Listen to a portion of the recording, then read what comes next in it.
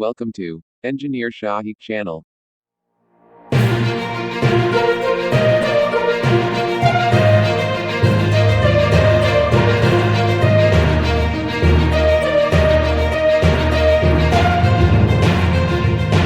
Hello friends, उम्मीद है आप सब खैरियत से होंगे। आज हम अपने इस वीडियो लेक्चर में फ्लूइड मैकेनिक्स की एक इम्पॉर्टेंट टर्म डिस्कस करेंगे। लेकिन अपने टॉपिक की तरफ बढ़ने से पहले सबसे पहले हमें ये पता होना चाहिए कि फ्लूइड मैकेनिक्स की इम्पॉर्टेंट टर्म्स कौन कौन सी हैं।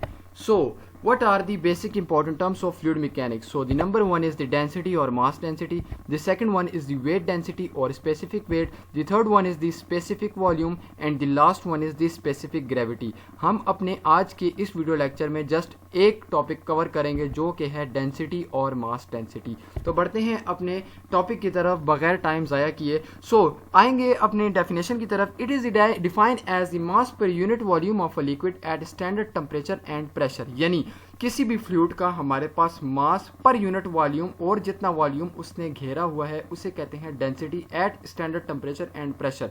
Standard temperature and pressure basically हमारे पास जो है तो वो टेम्परेचर जो होता है वो 0 डिग्री सेंटीग्रेड और 273 केल्विन होता है, जबकि स्टैंडर्ड प्रेशर जो है हमारे पास वो 1 atm या एटमॉस्फेरिक प्रेशर होता है। ठीक है, डेंसिटी बेसिकली डिनोटेड की जाती है रो से। इसका यूनिट किलोग्राम पर क्यूबिक मीटर होता है या ग्राम पर क्यूबिक सेंटीमीटर होता है। मैथमेटिकली एक्सप्रेशन इसका rho is equal to mass per unit volume होता है। ठीक है, where M is equal to mass of liquid, V is equal to volume of liquid. आपको मजीद डेंसिटी अच्छे तरीके से क्लियर होगा मेरी नेक्स्ट स्लाइड में जो कि है सिंपल एक्सप्लेनेशन। सपोज करते हैं कि हमारे पास एक ग्लास है, उसमें है हमारे पास ऑरेंज जूस। जो मास ऑफ ऑरेंज जूस है वो 10 ग्राम है, while the volume of the orange juice contain in the glass is 10 ml।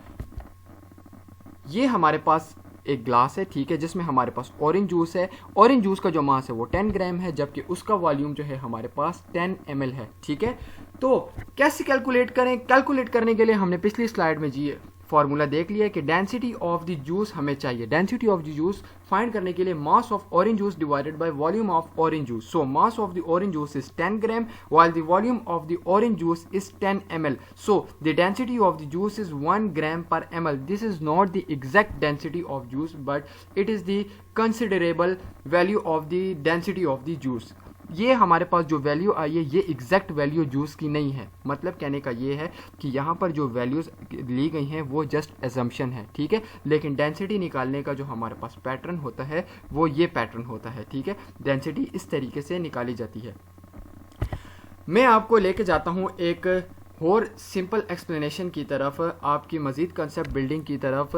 मैंने लिए हैं तीन चीज़ें, एक है सब्सटेंस, एक उसकी पिक्चर, एक है उसकी डेंसिटी, जिसमें से नंबर वन जो है हमारे पास है पिंग पोंग बॉल, उसकी picture and density. The second one is the water, the third one is the coin and the fourth one is the oil और कुकिंग ऑयल ले सकते हैं। अब इसमें जो हमारे पास, आप देख लें इस पिक्चर को एक बार, क्योंकि नेक्स्ट स्लाइड में आपका टेस्ट होगा। जिसमें से हमारे पास पहली पिक्चर है, उसमें आप देख सकते हैं यहाँ पर जो डेंसिटी हमारे पास सबसे कम है वो है हमारे पास पिंग पोंग की डेंसिटी। इसके बाद जो हमारे पास टर्म आती है जिसकी डेंसिटी कम है तो वो है कुकिंग ऑयल। इसके बाद जो हमारे पास थर्ड टर्म है वो है हमारे पास वाटर एंड फाइनली हमारे पास कॉइन है। मैं आपको नेक्स्ट स्लाइड की तरफ जाने से पहले कुछ बताना चाहूँगा कि जो डेंसिटी बेसिकली होती है, जिस चीज़ की डेंसिटी हमारे पास ज़्यादा होगी वो हमारे पास क्या होगा, डेंसर मटेरियल होगा, और वो हमारे पास जो लाइटर डेंसिटीज़ वाले मटेरियल हैं और अगर उनके साथ इंक्लूड किया जाएगा तो जो हैवियर डेंसिटी वाला होगा वो हमारे पास डेप्थ में चला जाएगा, यानी वो उसमें सिंक हो जाएगा। ठीक है, तो आपने देख लिया कि सबसे लाइटर डेंसिटी किसकी है, पिंग पोंग बॉल की। उसके बाद जो है हमारे पास कुकिंग ऑयल है, उसके बाद हमारे पास वाटर है एंड फाइनली कॉइन है। तो बढ़ते हैं, अगर हम इनको तमाम चीज़ों को मिक्सअप कर लें, अगर इन तमाम चीज़ों को हम मिक्सअप कर लें तो हमारे पास सबसे टॉप पे क्या आएगा, सेकंड वन क्या आएगा, थर्ड वन क्या आएगा एंड द लास्ट वन हमारे पास क्या होगा। आपके पास, आप जितना टाइम चाहें आप सोच सकते हैं, वीडियो को स्टॉप करें और सोचें। हम बढ़ते हैं अपनी नेक्स्ट स्लाइड की तरफ और इसके रिजल्ट की तरफ। तो फाइनली हमारे पास जो नंबर वन आएगा वो पिंग पोंग बॉल आएगा जो टॉप पर आएगा। जो सेकंड वन हमारे पास आएगा मटेरियल वो हमारे पास कुकिंग ऑयल होगा। जो थर्ड वन होगा हमारे पास वो होगा वाटर एंड जो फाइनली हमारे पास आएगा वो होगा कॉइन। इसका मतलब ये है कि पिंग पोंग बॉल की डेंसिटी सबसे कम है, वो लाइटर मटेरियल है, लिहाजा वो टॉप पर रहेगा, और जो कॉइन है हमारे पास वो सबसे हैवीएस्ट मटेरियल है, लिहाजा वो सिंक हो जाएगा इन तमाम चीज़ों से। ठीक है, उम्मीद है आपको ये तमाम डेंसिटी से रिलेटेड जो इंपॉर्टेंट टर्म्स थी वो समझ आ गई होंगी। कोई भी क्वेश्चन हो तो आप कमेंट बॉक्स में पूछ सकते हैं। मेरी तमाम वीडियोज़ को लाइक एंड शेयर ज़रूर करें और मेरे चैनल को सब्सक्राइब करना ना भूलें। शुक्रिया।